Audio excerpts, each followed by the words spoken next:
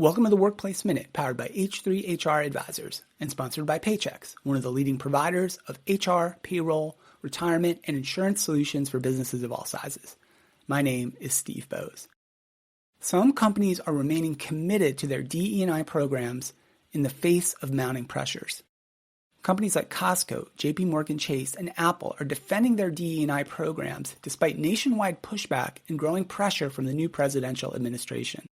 Let's examine the current tensions around corporate DE&I policies and then highlight several of these companies remaining committed to their positions on diversity, equity, and inclusion. It's been slightly more than a week since President Donald Trump began his second term, but he's already made his mark on one of the biggest workforce debates of the last several years, diversity, equity, and inclusion initiatives, or DE&I. Trump signed an executive order last week eliminating all federal DE&I programs. And the following day, he issued an additional presidential action that directed the government agencies to go after, quote, illegal private sector DE&I preferences, mandates, policies, programs, and activities. The latest moves by the new administration will have wide-ranging repercussions, but they're not happening in a vacuum. After the Supreme Court overturned student admissions-based affirmative action at colleges and universities in 2023, it kicked off a cultural backlash against diversity initiatives. And in the subsequent months, numerous major companies have rolled back their DE&I policies, including Lowe's, Harley-Davidson, John Deere, Tractor Supply, Molson Coors, and plenty more. And just this month, other major companies, including Meta and McDonald's, have followed suit. But even as in some quarters the tide is sharply turned against DE&I, not everyone is abandoning their principles. Many major companies have come out recently to make public commitments to their diversity and inclusion programs. These are some of the organizations that have made public statements in one form or another about their continuing commitment to DE&I. First, Costco. Costco is perhaps the most notable example of a company that has stood by their DE&I policies. In mid-January, the company's shareholders overwhelmingly voted against a proposal demanding the company evaluate any potential risks posed by its DE&I programs.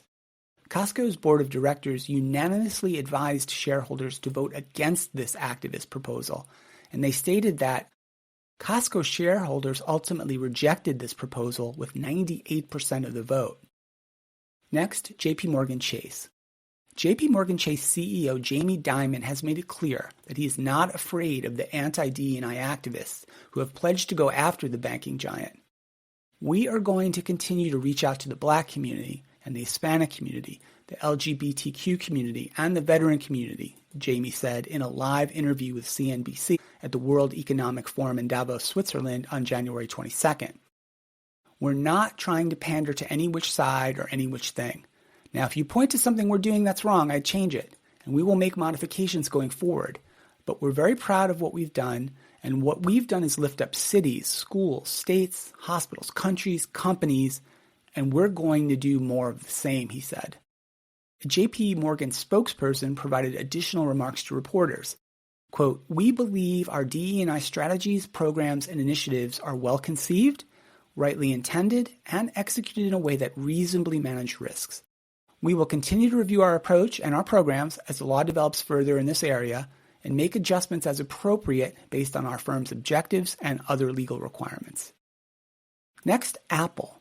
Like Costco, Apple's board of directors recommended in January that its shareholders reject a proposal to reconsider their DE&I initiatives. At Apple, we believe how we conduct ourselves is as critical to Apple's success as making the best products in the world, the company said in its proxy statement. We seek to conduct business ethically, honestly, and in compliance with applicable laws and regulations, and our business conduct and compliance policies are foundational to how we do business. Further, we strive to create a culture of belonging where everyone can do their best work. The proposals submitted to Costco and Apple were both put forward by a conservative think tank called the National Center for Public Policy Research. Next, there's Pinterest.